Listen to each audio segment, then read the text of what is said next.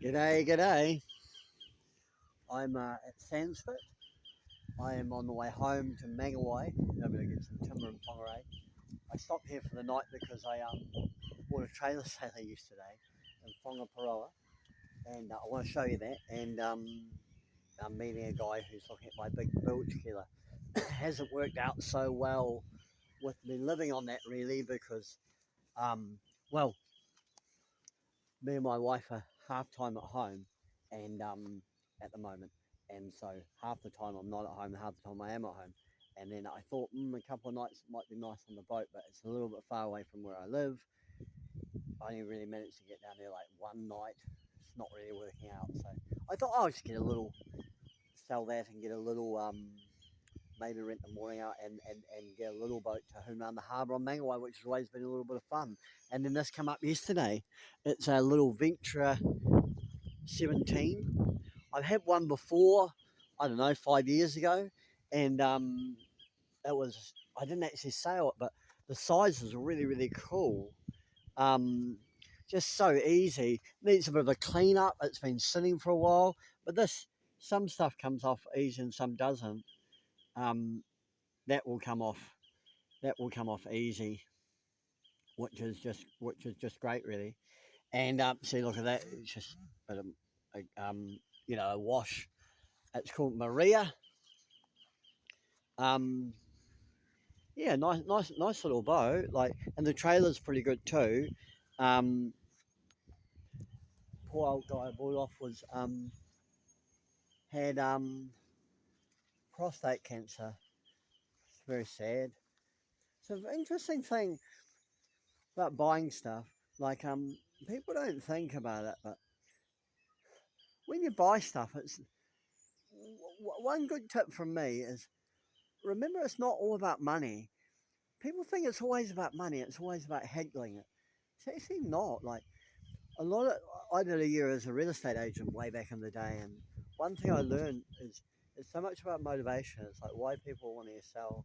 And one thing I really learned with buying boats and caravans is there are more ingredients than just the money, and the transactions also often emotional, and it's and people want to keep their pride intact and feel good about it. And if you can be mindful of that and respectful of the people, that I think goes a long way. It also makes you feel good. You're like, oh, you make them feel good, and you make their and in some situations it's appropriate to haggle, and some it's not.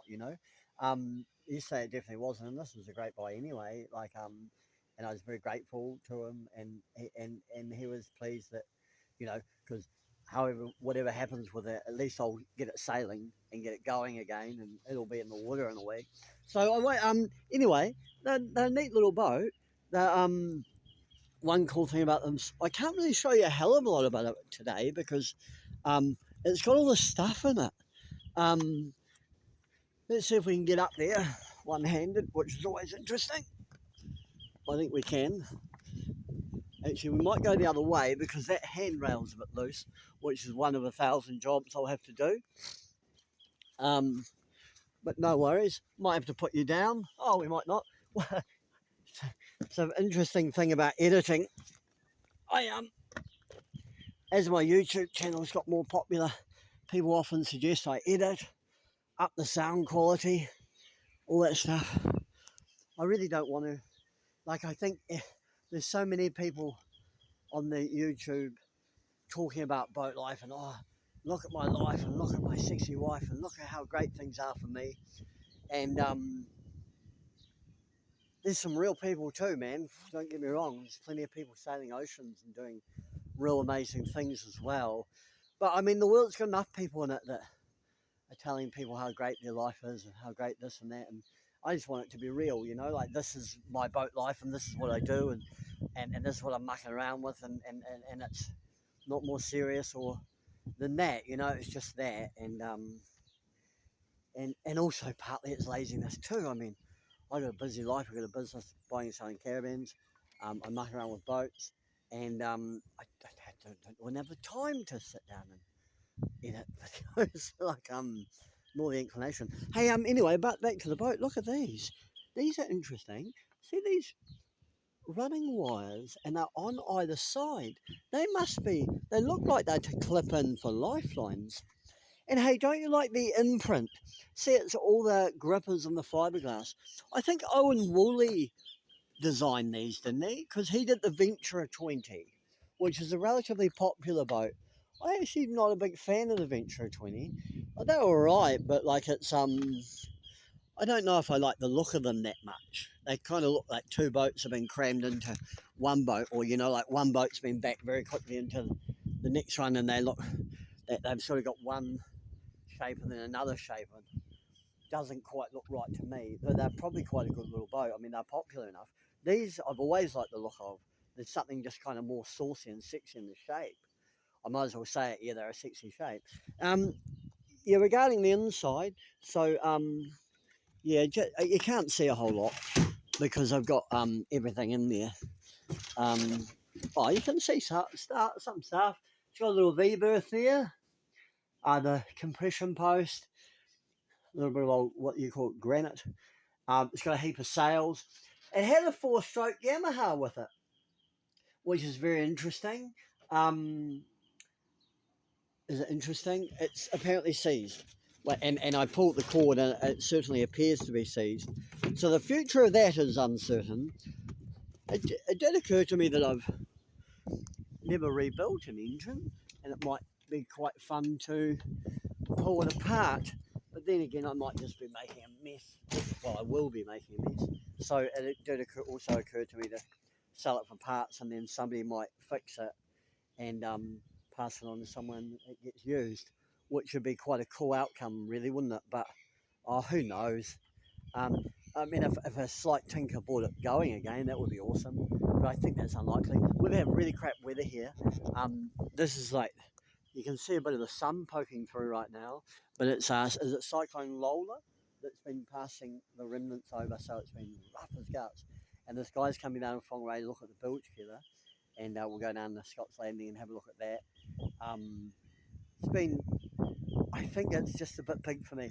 I mean, if you're living on it, it'd be just corker. It's such a good layout for living. I've put new carpet in it and done a few things. It's looking pretty good. Done some cleaning and done some bits and pieces, and the engine's running good. It's a good boat. But for me, just to go for a plod around on, if you take away if you take away the liverboard factor, then all of a sudden boats are like the size of a bus. And picking up moorings is I find it real hard to pick up a swing mooring in that boat because you're so far from the tiller to the throttle to the thing. And on my own, I did it in the dark once after I'd been on the hard, and it was just it was nothing short of frightening. In fact, I picked up the mooring 4 or 5 times on it now, and not once have I been kind of at all happy with the experience or thought it went well. Almost every time it's been difficult. So I think it's if you had someone else, it was interesting. I talked to the guy I bought this off yesterday, lovely old guy. He was saying that how he had a 42-foot boat and a 26-foot boat, and he reckoned the 42-foot boat was a lot easier to sail than the 26-foot boat. And I kind of imagine that if you've got furlers and that, once you're out in the ocean, but it's berthing them that's hard.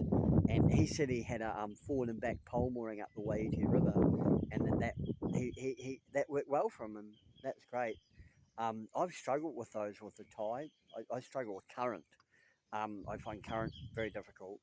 Um, but yeah, interesting to talk to him about that and to contemplate what is bigger, easier, bigger or smaller. I mean, I've always gravitated towards small boats. I just find them easier in every way.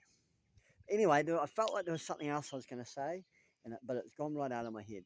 So I think I'll leave it for today, and hopefully next time I see you, I'll have this up and running, and I'll be hooning around Mangawhai Harbour in it.